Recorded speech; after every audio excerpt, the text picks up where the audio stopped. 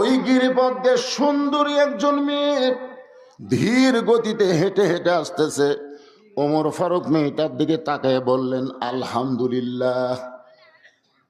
একটা সুন্দরী মেয়ের দিকে তাকায় কি বললেন? এখন আপনারা বলেন তো, বাংলাদেশের পরিবেশে সুন্দরী মেয়ে বলতে আপনারা কি বুঝতেছেন? এখন যে আইন চলতেছে, এই আইনে সুন্দরী মেয়ে মানে কাপড় চুপড় খুলে বেড়ায় যারা সুন্দরী মেয়ে তারা। জোরে কোন কথা ঠিক কিনা? কিন্তু আল্লাহর কোরআন দিয়ে যখন রাষ্ট্র চলবে, মেয়েটা যদি দেখতে কালো হয়, মেয়েটা যদি দেখতে খাটো হয়, এরপরও আল্লাহর আইন পর্দা যদি মেনে চলে, আল্লাহর ইসলাম এদেরকেই কেবলমাত্র সুন্দরী বলে। আমি যাই বলবো পর্দানিশী নারী যারা, আপনার বলবেন বিশ্ব সুন্দরী তারা, বলতে পারবেন না? পর্দানিশী নারী যারা আর বেপর্দা নারী যারা বিশ্ব বেহায়া তারা। বেহায়া মানে কোনো শরম নাই। বেপর্দা নারী যারা, আর একটা স্লোগান দেওয়া যায়, বেপর্দা নারী যারা শিলা কলা তারা। আপনারা শিলা কলা বোঝেন?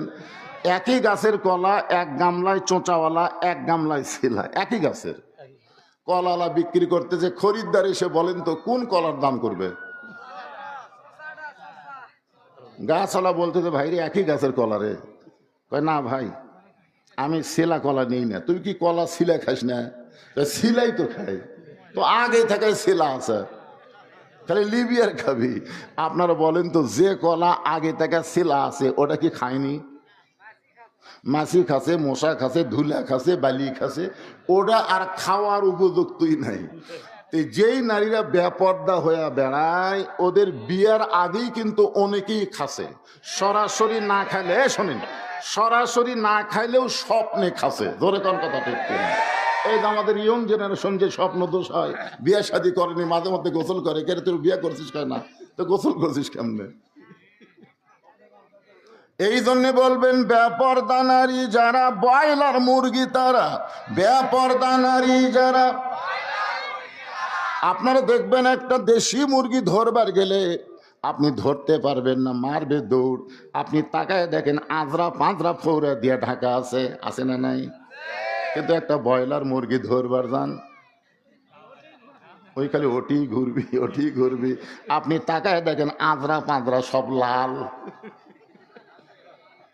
আমার মায়েরা যারা পর্দার অন্তর আছেন, একটু মনোযোগ দেন। আল্লাহ বলেছেন অকরনা ফি বুয়ুতিকুন্না ওয়ালা তাবাররাজনা তাবাররুজাল জাহিলিয়াতিল উলা।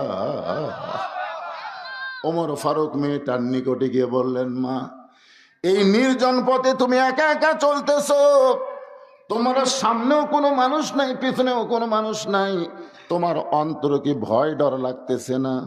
মেয়েটা বলে, পথিক, তুমি কি হযরত উমরকে চেনো? সুবহানাল্লাহ বলেন। মেয়েটা হযরত উমরকে লক্ষ্য করে বলে, পথিক, তুমি কি হযরত উমরকে চেনো?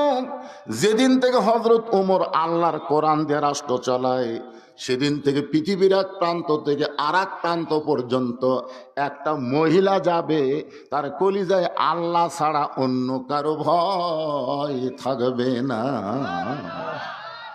আর এখন আমরা ৩,০০০ টাকার জুতা মত দিয়ে মসজিদে নামাজ পড়বার গেলি, এই ৩,০০০ টাকার জুতা যদি আপনার পাওয়ার থাকে, আপনি যদি নিয়ত করেন আজকে সামনে কাতারে নামাজ পড়বো, আপনি জুতা কি দরজা থুয়া সামনে কাতারে যাবেন? জুতা কি জন্য নিয়ে যাবেন? কার ভয়ে? তাহলে বর্তমান বাংলাদেশে আল্লাহর আইন না থাকার কারণে, মানুষের আইন চলার কারণে চোরের মশান কম না বেশি? মসজিদের চারিধার ২ চোর ঘুরতেছে আর বুকো থাবাতে বলতেছে আমাকের ভয়ে সব জুতা ভিতরে ঢুকছে, আমাকের ভয়ে। মুসল্লি হলো ৫০০ জন, চোর হলো ২ জন, অথচ ২ চোরের মশান দেখছেন।